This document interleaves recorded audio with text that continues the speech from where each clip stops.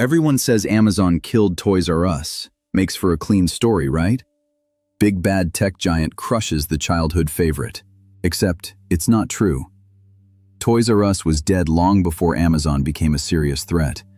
The real killer was a deal made in 2005, a leveraged buyout that loaded the company with so much debt it couldn't have survived even if online shopping didn't exist. Remember the buzzing aisles, the walls of action figures, and the overwhelming scale of the world's biggest toy store? For decades, walking through those automatic doors was a childhood rite of passage. Today, those vibrant aisles sit empty. The accepted narrative for this collapse is that Amazon and e-commerce simply replaced brick-and-mortar retail. But that story is an alibi. The collapse of Toys R Us was actually an inside job. To understand how a global empire was dismantled from within, we first have to look at how it was built. In 1948, a 25-year-old World War II veteran named Charles Lazarus noticed a demographic wave forming. His peers were returning home, getting married, and having children. The baby boom had begun. He opened a store in Washington, D.C. called Children's Bargain Town, aiming to capture this new market by selling cribs, strollers, and baby furniture. But Lazarus noticed a flaw in the furniture business. Cribs are a one-time purchase. Toys, however, break. They fall out of fashion. Children age into new interests. Selling toys created a recurring revenue loop that served as the foundation of his empire. Lazarus borrowed the self-service, high-volume blueprint of the grocery industry.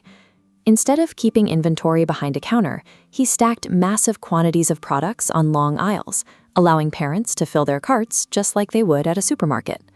This approach birthed the category killer.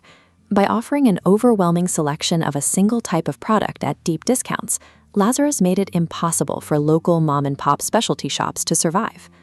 The strategy aligned with the rise of television. Toy makers could now market directly to children with hits like Mr. Potato Head, creating intense demand all year round.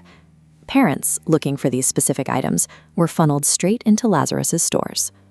By the 1980s and 90s, Toys R Us achieved global dominance. The company controlled 25% of the entire toy market, cementing its place in popular culture. With their sheer physical footprint and buying power, the company dictated industry turns. They were the undisputed king of the toy market. That dominance began to crack in the late 1990s as general retailers like Target and Walmart aggressively expanded their toy sections. These big box chains utilized loss leaders, selling popular toys at a loss specifically to lure parents into the store. They made up the difference by selling high-margin groceries and household goods to the same customers. Facing this price pressure, executives panicked at the rise of e-commerce. In 2000, Toys R Us signed a 10-year contract to outsource its entire online sales operation to Amazon. Outsourcing web design and fulfillment prevented the company from developing the digital infrastructure required for 21st century retail.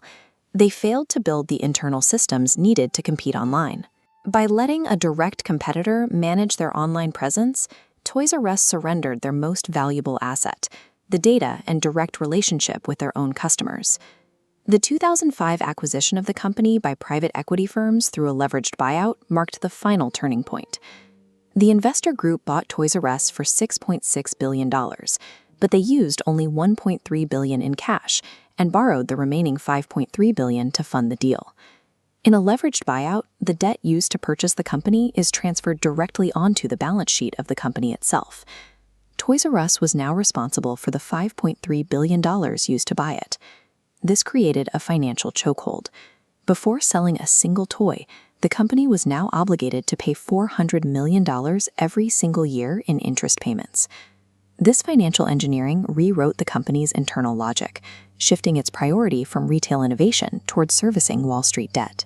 Diverting $400 million in annual cash to interest meant the company could not update store layouts, improve its supply chain, or invest in staff training. Throughout the 2010s, the customer experience deteriorated. Shoppers walked into understaffed warehouses with cluttered shelves and frequent out-of-stock items, alienating a new generation of parents. The breaking point arrived in late 2017. As debt deadlines approached, the company could not secure the financing needed for the holiday season. Nervous toy vendors, fearing for their payments, pulled their products. Without holiday inventory, Toys R Us filed for Chapter 11 bankruptcy. The company began the total liquidation of its domestic retail footprint shortly after. The debt load left the company with zero margin for error. When consumer habits shifted, survival became impossible, yet the brand itself survived. Toys R Us has been resurrected as a series of boutiques inside Macy's department stores, proving that consumers still value the name.